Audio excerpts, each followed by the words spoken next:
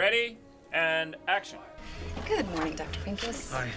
Don't anticipate any difficulties today. We'll have you up and on your feet in no time. I mean, we definitely went by the script and everything, but he sort of didn't have a specific way the character had to go, so we sort of talked about it and kind of found our own way to take it, and then you know, that sort of changes things when you start shooting.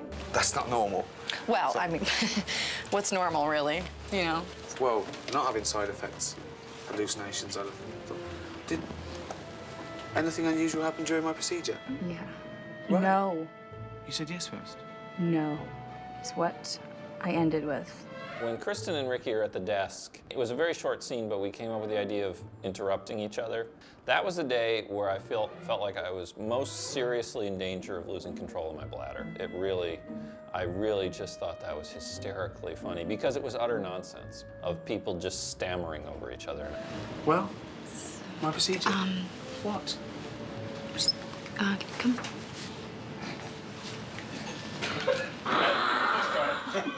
He pretty much let us play for the entire time that I was here, which was so great.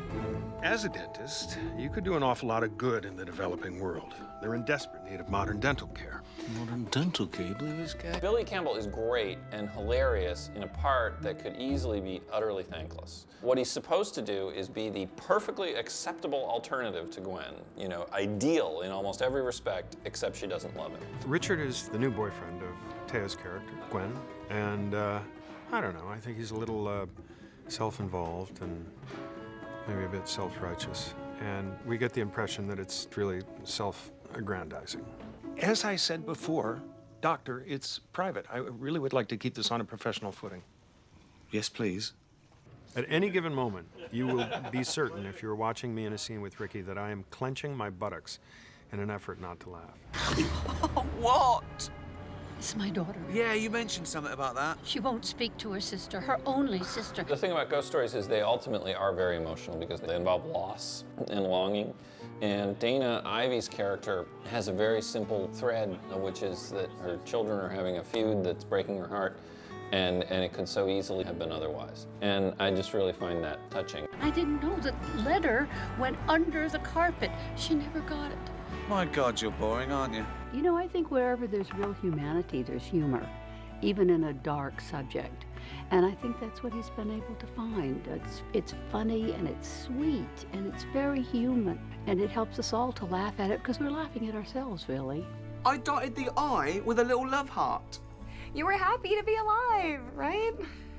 It's funny. It's a really good comedy, isn't it? Gia laughed, didn't you? Yeah. What was your favourite bit? Anything with me in it? The others didn't ruin it. We had to do their shots as well. They've got to be in it. I just can't be talking to myself for an hour and a half, can I? What? That would have made it better, you cheeky thing. What will Greg Kinnear say? You know what? Just kill it. No, kill it. Kill the whole thing. Well, you know, the story starts with this absurd twist on the Greg Kinnear character while he's still alive, almost getting hit by an air conditioner. So we have to work that out. That's pretty tricky. We had to drop an air conditioner. He jumps back. He thinks he's dodged a bullet, and then a bus, you know, whacks into him. And it's all done in one shot. And he's knocked out of frame. His coat wafts down. He wanders back into frame, and people walk through him. You know, so that put us, you know, to the test, as usual, on Madison Avenue. So, I mean, that was fun to try to do.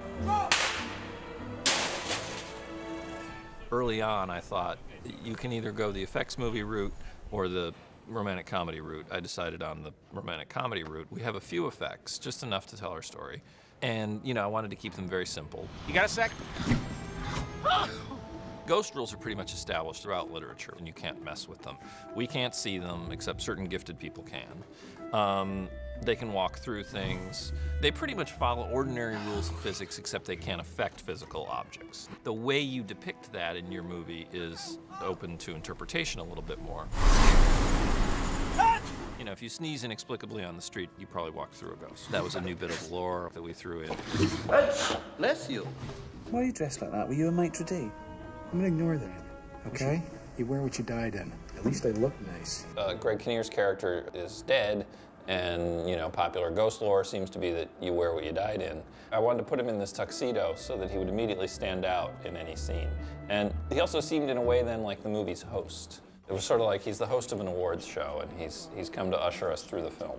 The dead have a lot of unfinished business, which is why we're still here. You go through the movie thinking that it's the ghosts who have unfinished business, when in actuality it's the living that are hanging on to the ghosts. All this stuff about ghosts having unfinished business, it's us that are unfinished. They don't stick around because they have unfinished business. They're dead. There's no business left to finish. Ghosts stick around because we don't let them go. And that's kind of the way it is in life with relationships. You know, the ghost of an old relationship is sticking around because you're not letting it go, not because it won't leave. There has to be someone alive who's still holding on to some unfinished business with the ghost. So really the earliest ghost David felt would be from, you know, maybe the 1940s forward. So we did a few period ghosts, but he really felt that there would be more ghosts around from the recent past. Yeah, we had all kinds of ghosts. We had the World War II nurse. Are you speaking to me? Who had a wonderful nurse's uniform on. We had construction guys. He can see us? Oh, that guy? We had a motorcycle guy. But that's nuts! There were so many different kinds of ghosts, all walks of life, in various states of dress and undress. Well, you know, operating on the rule you wear what you died in, not everybody wears clothes to bed. And naked guy, I really don't want to know how he died. That's his business, but, you know, he was naked. Is now a good time? Is everything okay? She's really cute. Oh, don't. Oh, and then there was Naked Guy, and we had weeks of fittings. No, really, actually, all we had to do was come up with a pair of nude briefs for the poor man to stand on Fifth Avenue in the freezing cold. I don't want to go to 54th and Madison. Okay, that narrows it down. I don't want a sapphire martini up with olives. Okay, that narrows it down. Yeah, you're making kind of a fool out of yourself. It's a very difficult thing because Pincus has to act as though no one's talking to him or feeding him information, but yet he's got someone right next to him doing so. I'm not scary. Like eye contact. There's numerous times with Téa where he's talking to a ghost and he just seems like your typical New York crazy person. How do you know this stuff from my life with Frank? I sound crazy. Try her. Try me. Yeah, I love Téa Leoni, and I really had hoped for a long, long time that we'd have a chance to do a movie together, and I just want to go on record right here and right now and say, this doesn't count. She doesn't see me. Anytime I talk to her, I have to talk to Ricky. I suppose you're talking to him right now? Is that what you want me to believe? Sure, we will share the screen and plenty of scenes in this film, but it doesn't count. That's what I'm saying. It's very challenging because at times I can't help but look at Greg and he'll be slightly off camera and he'll go, oh my God, I'm so sorry. You know, sort of snap back out of it. You don't exist.